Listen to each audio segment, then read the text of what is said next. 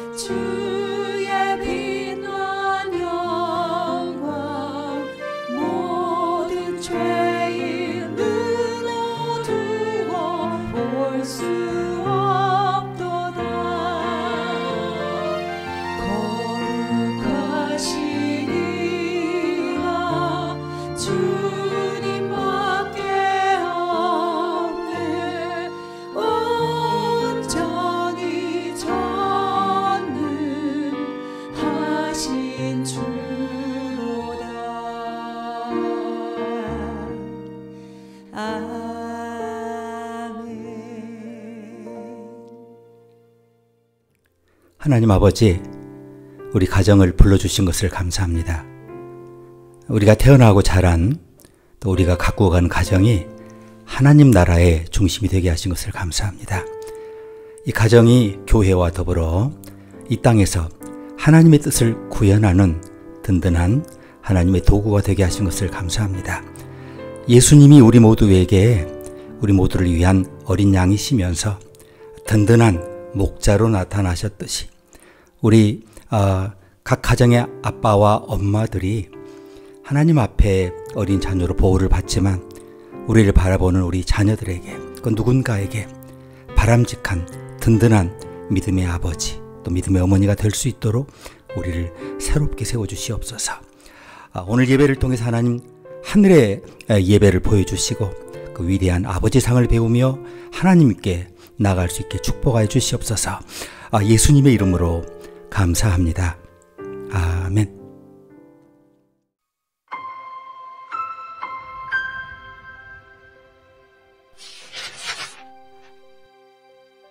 이일 후에 내가 보니 각 나라와 족속과 백성과 방언에서 아무도 능히 셀 수 없는 큰 무리가 나와 흰 옷을 입고 손에 종려가지를 들고 보좌 앞과 어린 양 앞에 서서 큰 소리로 외쳐 이르되, 구원하심이 보좌에 앉으신 우리 하나님과 어린 양에게 있도다 하니, 모든 천사가 보좌와 장로들과 네 생물의 주위에 서 있다가 보좌 앞에 엎드려 얼굴을 대고 하나님께 경배하여 이르되, 아멘. 찬송과 영광과 지혜와 감사와 존귀와 권능과 힘이 우리 하나님께 세세토록 있을지어다. 아멘 하더라. 장로 중 하나가 응답하여 나에게 이르되, 이 흰옷 입은 자들이 누구며 또 어디서 왔느냐? 내가 말하기를, 내 주여 당신이 아시나이다 하니, 그가 나에게 이르되, 이는 큰 환난에서 나온 자들인데 어린 양의 피에 그 옷을 씻어 희게 하였느니라.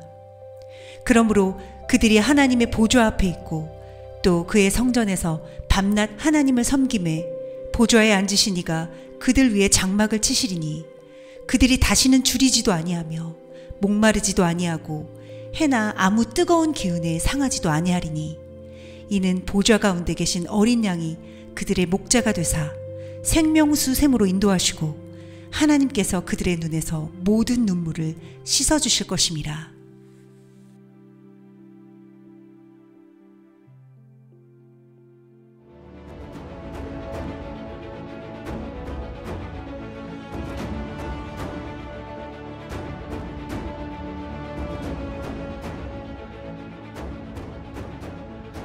흰옷을 입은 영웅들, 이런 하나님의 계시의 말씀을 생각해 보겠습니다. 모든 시대의 사람들은 모두가 세상 끝을 기다려왔습니다. 아마 누군가는 호기심으로, 또 누군가는 공포로 기다렸을 겁니다. 참 이상한 일이죠. 세상에서 가장 신뢰할 만한 우리 주님도 그날 그 시간에 대해서 명확히 말씀하지 않으셨습니다. 오히려 이렇게 말씀하셨습니다. 그러나 그날과 그때는 아무도 모르나니 하늘에 있는 천사들도 아들도 모르고 오직 아버지만 아시느니라. 심지어 주님은 표적만 찾아 헤매는 사람들을 향해 날카롭게 비판하기도 하셨죠. 악하고 음란한 세대, 악하고 음란한 세대가 표적을 구하나 요나의 표적밖에는 보여줄 표적이 없느니라. 자, 그런데도 이 마지막 날에 관한 이야기는 세상 작가들의 호기심을 계속 자극했고요. 그래서 이 종말이라는 주제로 많은 수의 스릴러, 재난소설이 만들어졌고요. 자, 그런 이야기 속에서 어떻게 나와요? 세상은 폭발하고 얼어붙고 어둠과 혼돈 속으로 빨려 들어간 것으로 묘사가 되고 있죠. 개인적으로 저는 이 모든 원작을 좋아합니다. 이 모든 이야기의 원본, 그게 뭐겠습니까? 그게 성경의 마지막 책인 요한계시록이 있죠. 솔직히 말해서 요한계시록을 읽기가 쉽지 않습니다. 거기에 진짜 혼란스러운 상징들이 있고요. 무거운 은유가 가득하죠. 대체 이게 뭐냐 들을 때는 고개가 끄덕여지는데 밖에 나와서 적용이 잘 안 됩니다. 이 책이 쓰일 당시 교회는 무섭고 잔인한 박해 아래 있었기 때문에 적대자들을 피해서 그렇게 언어가 은유화된 것 같아요. 그래서 사도 요한은 그 의미를 은밀하게 담아두어야 했습니다. 그렇다고 해서 여러분과 제가 그 모든 상징을 하나하나 그대로 문자로 받아들이려고 하면 또 곤란한 일이 생길 수가 있습니다. 하지만 이 상징들이 혼란스럽기는 하지만 대부분의 경우 우리 마음을 사로잡는 게 사실이죠. 놀라운 깊은 경외심을 불러일으키죠. 특히 요한계시록 7장이 그렇습니다. 계시록 7장 정말 장엄한 광경이 펼쳐집니다.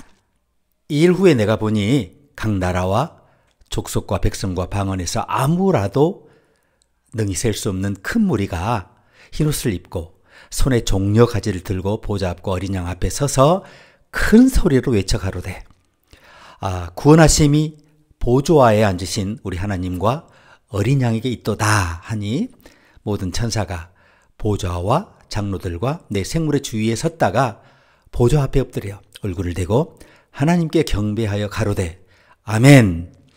찬송과 영광과 지혜와 감사와 존귀와 능력과 힘이 우리 하나님께 세세토록 있을지로다. 아멘 하더라. 이 거대한 군중은 누구일까요? 이거는 모든 언어권, 모든 민족에서 온 사람들이죠. 흰옷을 입고 종려나무 가지를 흔들며 환희로 가득 찬 목소리로 그들이 외칩니다.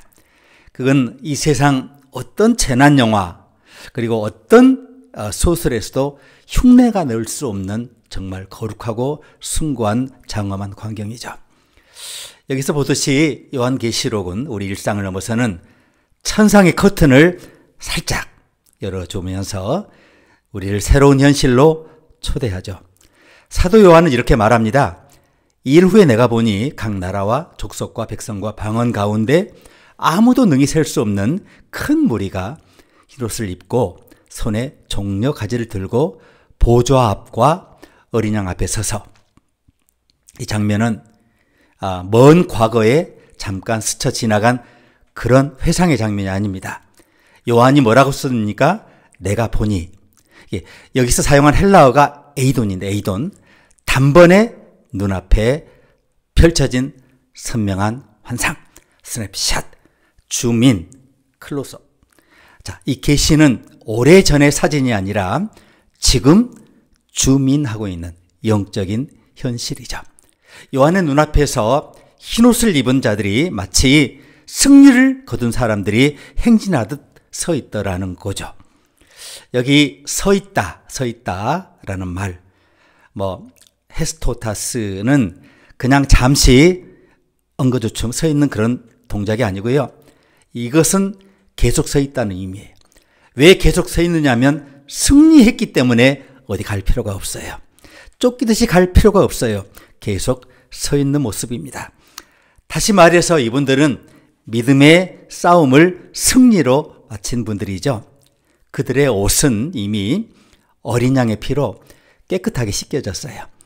단 한 번의 결정적인 사건, 즉 예수 그리스도의 십자가 사건으로 운명이 영원히 그 앞에 서 있을 수 있도록 결정되었다는 거죠. 그런데 저자 요한은 이 환상 속에서 잠시 궁금증에 빠집니다. 왜 궁금하지 않겠어요? 장로 한 사람이 묻습니다. 이 흰옷 입은 자들이 누구며 어디서 왔느냐? 큰 환란에서 나오는 자들인데 어린 양의 피에 그 옷을 찢어 희게 하였느니라. 여기서 큰 환란에서 나오는 자들, 에르코메노이라는 표현은 굉장히 중요한 의미를 담고 있습니다. 이 헬라어 동사는 현재형 분사, 과거에 한 번만 나온 사람들이 아니라 끊임없이 계속 나오는 사람들의 행렬이란 뜻이죠. 이것은 요한계시록이 교회와 우리 모두를 향한 메시지입니다. 이 문법 계시를 보면 이 큰 환란은 과거의 어느 특정 시점에만 있었던 게 아니고요. 지금도 계속해서 환란의 시간에서 믿음으로 나온 사람들이 여기 서 있다라고 하는 것을 말씀하죠. 다시 말해서 이 흰옷 입은 사람들은 특정 시대, 특정 민족에 국한된 그런 사건들이 아니라는 거예요. 그들은 모든 시대, 모든 나라, 모든 민족, 인종에게서 온 사람들입니다. 시대를 넘어가요. 계속해서 자신의 믿음을 붙잡고 인내와 희생으로서 하나님 앞에 서는 자들이죠. 이 환상의 장면에서 또 한 가지 특별한 약속이 있는데요. 그들이 하나님의 보좌 앞에 있고 하나님이 그들 위에 장막을 치시리니 그들은 다시 줄이지도 않으며 목마르지도 않고 어린 양이 그들의 목자가 되어 생명수 샘으로 인도하시고 하나님께서 그들의 눈에서 모든 눈물을 닦아주실 것입니다. 저는 이 말씀이 제일 좋아요. 계시록 마지막에 나오는데 하나님께서 그들의 눈에서 모든 눈물을 닦아주실 것이라. 그래요. 이 땅을 살 동안 눈물은 계속 흐릅니다. 겉으로 흐르느냐 마음속으로 흐르느냐. 결코 한 번 난 상처는 덧나지 않는 척할 뿐 지워지지 않죠. 눈물을 닦아줄 리가 세상에 없어요. 부모님이 닦아주실 것 같았는데 그분도 알고 보니 연약한 분이었고 그분들도 세상을 떠났어요. 요한이 말한 장막을 치시리니 스케노세이 이 표현은 미래형입니다. 미래형. 이것은 하나님이 앞으로 하실 일을 의미하죠. 이 표현은 하나님께서 광야의 백성들 가운데 매일 임재하셨던 성막을 떠올리게 하죠. 하나님께서 친히 그들을 위해 거처를 마련하시겠다. 그때는 하나님이 가나안에 거처를 마련하겠다고 약속하셨죠. 이 약속이에요. 우리가 경험하는 현재의 고통과 눈물 너머를 봐야 한다는 말이에요. 하나님께서 친히 함께 영원히 거하는 날이 우리를 기다리고 있습니다. 자, 이 본문이 너무 중요해서 좀 더 깊이 한번 분석해서 들여다보겠습니다. 첫째는 과거형, 문법 계시가 참 중요해요. 성경의 저자들은 이 문법 속에 많은 걸 감춰뒀어요. 첫째는 과거형인데 본문에 그들이 어린 양의 피에 그 옷을 씻어 희게 하였느니라. 14절인데요. 씻었다라는 헬라어 단어 에플리난, 희게 하였다, 엘류카난, 이 두 단어가 모두 과거형이에요. 과거형. 아오리스트 단어인데 과거형으로 이루어진 행동을 나타내요. 무슨 말이냐면 예수 그리스도의 피로 우리의 죄가 단번에 씻겨졌고 이미 완성된 사건이라는 의미죠. 우리가 아무리 실패해도 이 구원은 흔들리지 않아요. 확정되었습니다. 오늘 문법 계시 두 번째를 보면 현재형으로 표현된 구절인데 본문은 이렇게 표현하죠. 큰 환란에서 나오는 자들인데 14절이죠. 여기서 나오는 자들의 헬라어가 아까 말씀드렸죠. 에르코메노이. 현재형 분사라고 말씀드렸죠. 현재 진행형의 행위를 나타냅니다.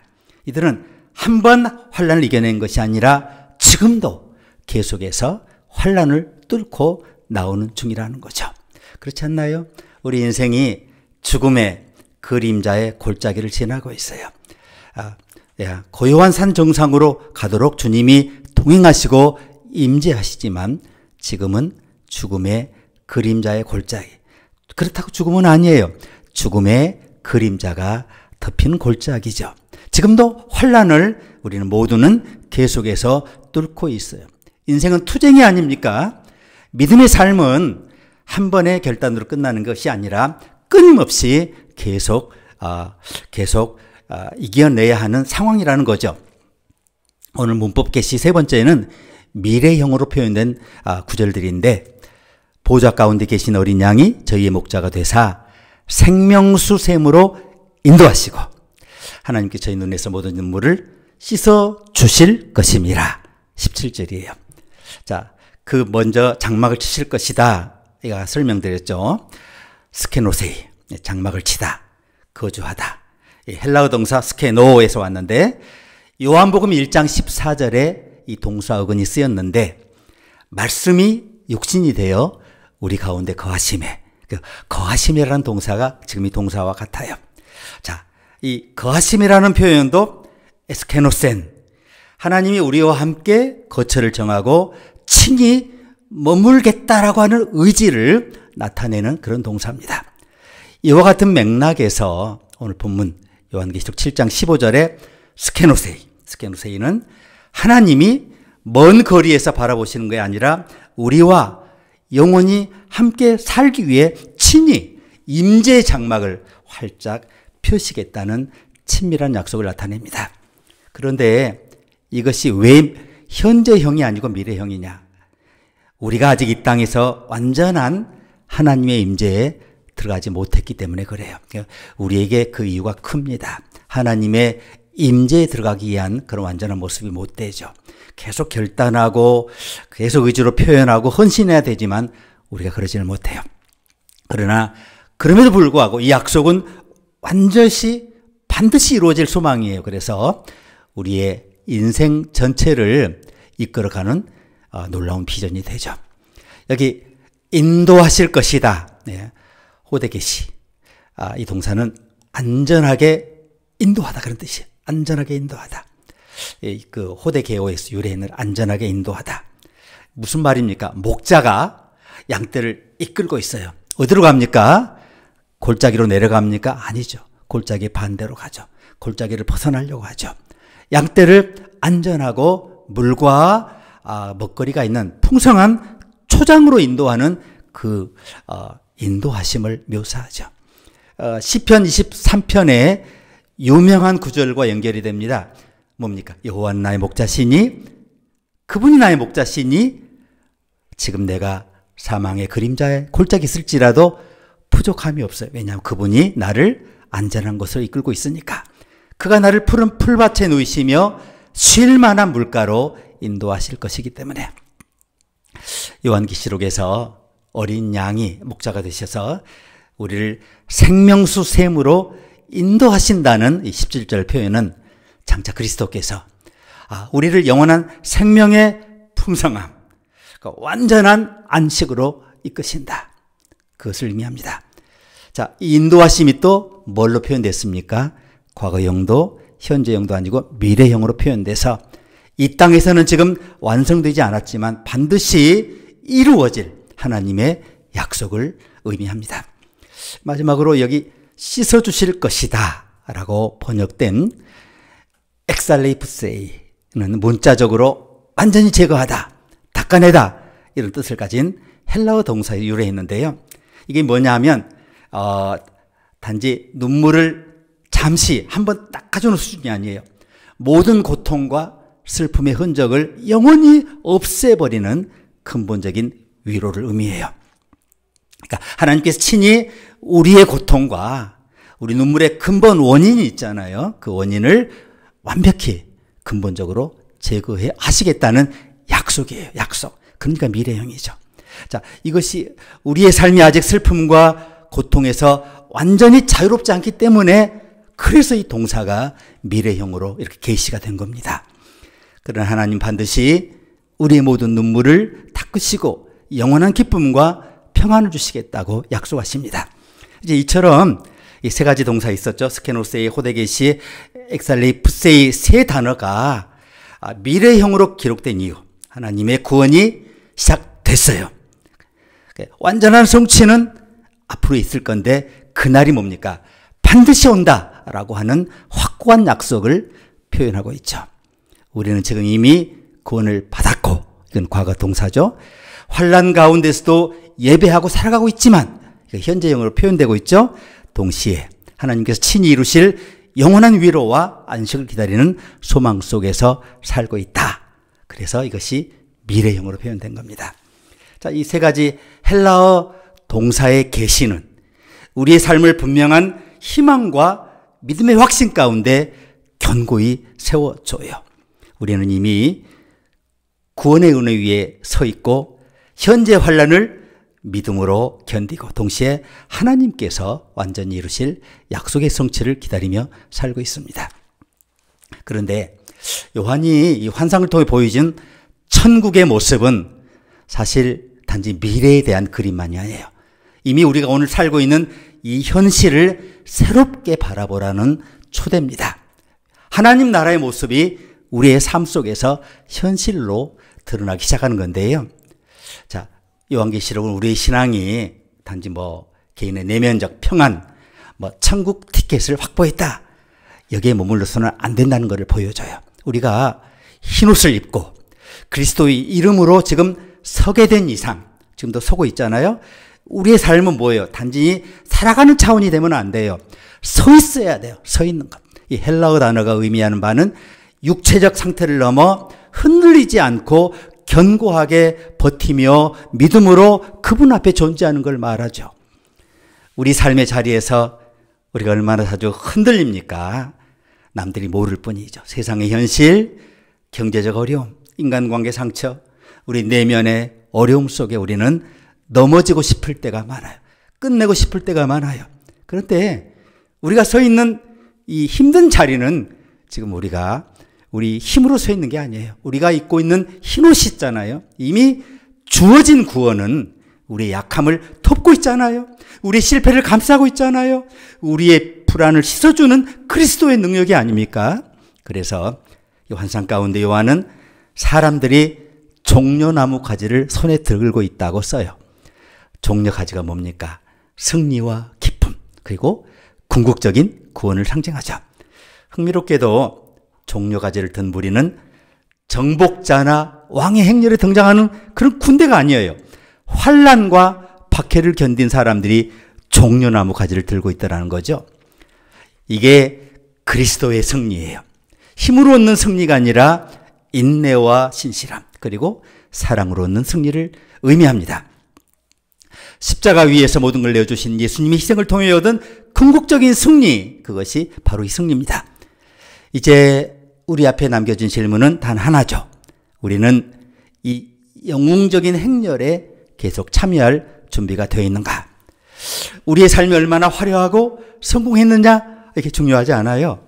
우리가 얼마 동안 교회를 다녔느냐, 그거 중요하지 않아요. 중요한 것은 단 하나, 그리스도 안에서 우리가 우리의 자리를 지키며 어려운 순간에도 믿음으로 서 있느냐는 거죠. 여러분, 믿음의 영웅들은 멀리 있지 않습니다. 그분들은요, 신문에 오르내리는 유명한 사람들이 아닐 수 있어요. 그들은 바로 여러분일 수 있고 여러분 주변에서 묵묵히 자기 자리를 지키며 살아가는 그런 분들이죠. 신실하게 예배드리고 자신에게 맡겨진 일상 속에서 작은 사랑을 실천하고 작은 희생을 두려워하지 않고 살아가는 그런 분들이죠. 바로 여러분이 그런 사람인 걸 믿습니다. 자, 요한계시록의 환상은 우리를 새로운 현실로 초대하죠. 그게 뭡니까? 하나님 나라의 현실. 우리 삶 속에서 이미 이루어졌고 지금 이루어지고 있는 하나님 나라의 모습을 발견하도록 주님이 우리를 지금 초대하십니다. 그리스도의 사랑을 옷 입고 세상의 환난과 고통을 이겨내며 하나님의 영원한 약속을 바라보고 견뎌내는 그런 삶이죠. 자, 오늘 우리가 다시 묻습니다. 여러분은 그 영웅의 행렬 속에 함께 들어갈 준비가 되었습니까? 흰옷을 입고 흔들리지 않고 믿음으로 자신을 지키고 하나님 앞에 설 준비가 되셨습니까?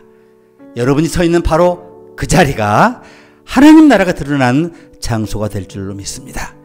자, 우리가 해야 할 일은 단순히 믿고 그 자리에 서서 견디며 끝까지 사랑하고 견디는 것인 줄로 믿습니다.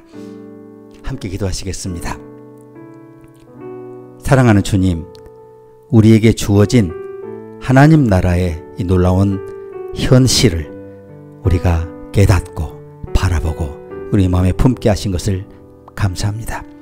이미 영원 속에 주어진 이 확고한 그리스도를 향한 부활하신 그분의 능력을 힘입어 그분과 동행하면서 넉넉히 이겨낼 수 있는 이 하나님 나라의 현실을 붙잡고 이 하나님 나라의 현실을 내 삶 더 깊숙이 끌어들이며 우리 모두가 각자 하나님 나라 더 중심에 나아가 그분 보좌 바로 앞에 설 수 있도록 우리 다가온 한 주 우리에게 맡겨주신 우리 가정, 우리 자녀들 또 우리를 아버지, 어머니처럼 바라보는 그런 이웃들을 생각하면서 끝까지 사랑하며 섬기며 감사하며 그리스도를 드러내며 살아드릴 수 있도록 우리의 삶을 축복하여 주시옵소서. 예수님의 이름으로 기도합니다. 아멘.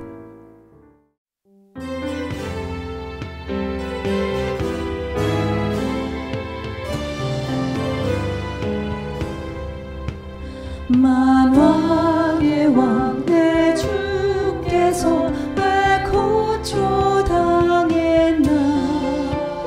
이 벌레 같은 날 위해 그 보혈 흘렸네 십자가 내가 처음 볼 때 나의 맘에 큰 고통 사라져 오늘 믿고서 내 눈 밝았네 참 내 기쁨 영원하도다 주 십자가 못 박히는 속죄함 아닌가 그 긍휼함과 그 은혜 말할 수 없도다 십자가 내가 처음 볼 때에 나의 맘에 큰 고통 사라져 오늘 믿고서 내 눈 밝았네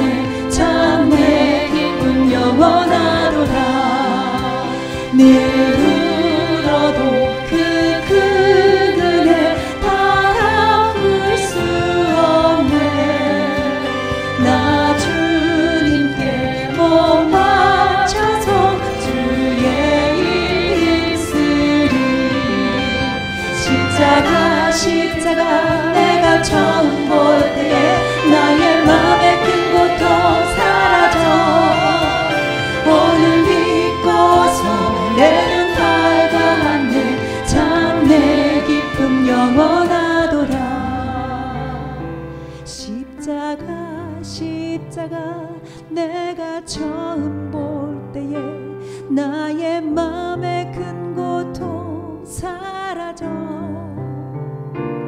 오늘 믿고서 내 눈 밝았네 참 내 기쁨 영원하도다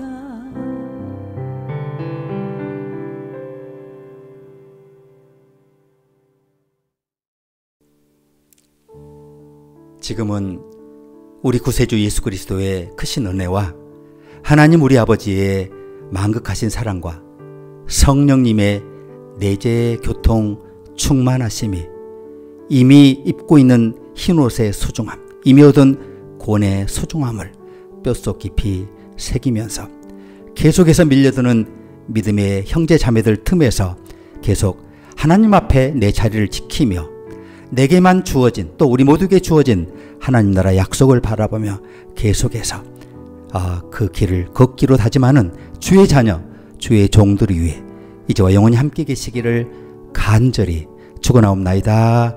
아멘.